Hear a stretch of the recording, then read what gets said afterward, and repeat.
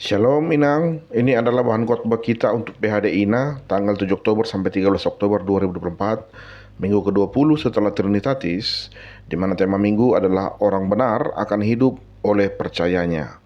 Nats khotbah kita diambil dari Yosua 24 ayat 14 sampai 15. Nats khotbah bisa kita baca di deskripsi. Berikut penjelasan khotbah. Ada yang berkata bahwa Yosua adalah bayangan dari Yesus di Perjanjian Lama. Alasannya mereka punya banyak kesamaan. Yang pertama dari nama. Nama Yosua di Ibrani tertulis Yehosua, artinya Tuhan adalah penyelamat. Identik artinya dengan nama Yesus yang dalam Yunani dikatakan Yeshua, artinya juga Tuhan menyelamatkan. Di Matius 1 ayat 21 dikatakan, engkau akan menamai dia Yesus karena dialah yang akan menyelamatkan umatnya dari dosa mereka. Yang kedua, kemenangan karena kepatuhan terhadap Tuhan. Yosua menaklukkan Yeriko karena ia mengikuti perintah Tuhan. Bisa kita baca di kitab Yosua pasal 6 ayat yang kedua sampai kelima. Sama seperti Yesus juga yang menang atas kematian dan dosa di Filipi 2 ayat 8. Kalau kita membaca di ayat sebelumnya, ayat 1 sampai 13, maka kita akan melihat bagaimana Tuhan mengungkapkan kembali sejarah orang Israel. Bagaimana tangan Tuhan sendirilah yang telah merangkai sejarah bangsa itu dari mulai memanggil Abraham untuk meninggalkan keluarganya yang memang menyembah berhala pada saat itu dan pergi ke tanah Kanaan, lalu mengutus anaknya Yakub ke Mesir, hingga kemudian memanggil Musa untuk membawa bangsa itu keluar dari tanah Mesir dan masuk ke tanah Kanaan bersama Yosua. Di bawah kepemimpinan Yosua lah Tuhan juga melepaskan bangsa Israel dari ancaman bangsa-bangsa yang datang melawan mereka. Sekarang telah tiba saatnya bagi Yosua untuk berpisah dari bangsa itu. Pasal ke-24 ini adalah pasal terakhir dari kitab Yosua, dan nas kita hari ini merupakan salam perpisahan sekaligus pesan terakhir Yosua kepada bangsa itu agar setelah ia meninggal, bangsa itu harus tetap setia kepada Tuhan. Takutlah akan Tuhan dan beribadahlah kepadanya dengan tulus ikhlas dan setia.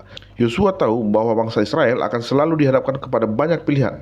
Oleh sebab itu, ia menantang orang Israel untuk bersumpah setia kepada Tuhan di ayat 21 dan 22. Ia juga mengingatkan bahwa bila mereka meninggalkan Tuhan, maka mereka akan menanggung konsekuensi sebab Tuhan adalah Allah yang pencemburu, yang tidak mentoleransi pengkhianatan.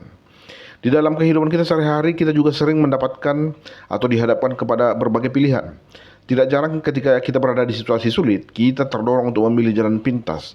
Sampai-sampai kita lupa bahwa sebenarnya Tuhan selalu beserta kita setiap hari. Tuhan menjaga semua orang yang mengasihinya, tetapi semua orang fasik akan dibinasakannya. Mazmur 145 ayat 20. Artinya, Tuhan itu adalah Maha Pengasih dan tidak menginginkan umatnya untuk binasa. Dari mana kita tahu bahwa Tuhan memang senantiasa bekerja dalam hidup kita setiap hari untuk mendatangkan kebaikan? Kenapa sepertinya segala kebaikan Tuhan itu tidak terlihat dan tidak dapat kita rasakan? Salah satu cara yang baik untuk melihat berkat Tuhan dalam hidup kita adalah dengan melihat siapa diri kita sekarang, lalu membandingkan hidup kita ke 15 tahun, 20 tahun yang lalu. 20 tahun yang lalu kita ada di mana? Dan sekarang kita sudah bagaimana? Mungkin 20 tahun yang lalu kita masih hidup dengan mengandalkan pemberian orang tua, dan sekarang kita sudah menjadi orang tua dan menjadi pemberi nafkah bagi anak-anak kita. Mungkin dulu kita orang yang egosentris, hanya peduli dengan keadaan sendiri dan tidak terlalu peka terhadap nasib orang lain.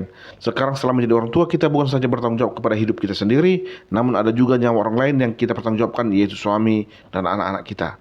Mungkin dulu kita tidak pernah ikut perkumpulan, STM, atau arisan. Sekarang kita lebih terbuka untuk berbaur dengan orang lain dan bergabung dengan komunitas-komunitas yang ada di sekitar kita. Mungkin dulu kita tidak pernah menyumbang atau membantu orang lain yang sedang kesusahan. Sekarang kita semakin rajin untuk ikut kegiatan tali asih dan berbagi dengan sesama. Tentu ada banyak hal yang berubah dalam hidup kita dalam 20 tahun terakhir. Tentu perubahan ini adalah perubahan ke arah yang baik. Makanya ada ungkapan yang mengatakan semakin tua seseorang, semakin bijak pula dia. Dari mana kita mendapatkan kebijakan kalau bukan dari Tuhan yang bekerja lewat orang-orang yang Dia hadirkan dalam hidup kita sehari-hari. Tetapi perlu kita ingat, selain Maha Pengasih, Tuhan juga Maha Adil. Maksudnya akan ada hadiah untuk setiap prestasi dan akan ada hukuman untuk setiap kesalahan. Akan ada anugerah dan berkat yang akan kita terima untuk setiap kesalehan dan ketaatan kita kepada hukum Tuhan. Dan akan ada konsekuensi untuk setiap pelanggaran kita. Coba kita lihat berapa banyak raja-raja atau hakim-hakim di Perjanjian Lama yang sebenarnya adalah orang-orang saleh, namun akhirnya jatuh ke dalam pencobaan, jatuh kepada penyembahan berhala, sehingga mereka ditinggalkan Tuhan dan hidup mereka berakhir dengan tragis. Hanya orang-orang yang mampu bersyukurlah yang sanggup setia di dalam Tuhan. Bagaimana caranya kita bisa bersyukur? Mari kita luangkan waktu kita untuk melihat segala kebaikan Tuhan yang telah kita alami dan kita dapatkan di sepanjang hidup kita. Oleh sebab itu, apapun kesulitan hidup kita yang sedang kita alami sekarang ini, tetaplah setia kepada Tuhan dan senantiasa hidup dalam kebenarannya agar kita beroleh hidup dan bukan murka Tuhan. Shalom, amin, terima kasih. Jangan lupa subscribe agar kami semakin semangat untuk membuat konten-konten yang sama seperti ini. Tuhan Yesus memberkati.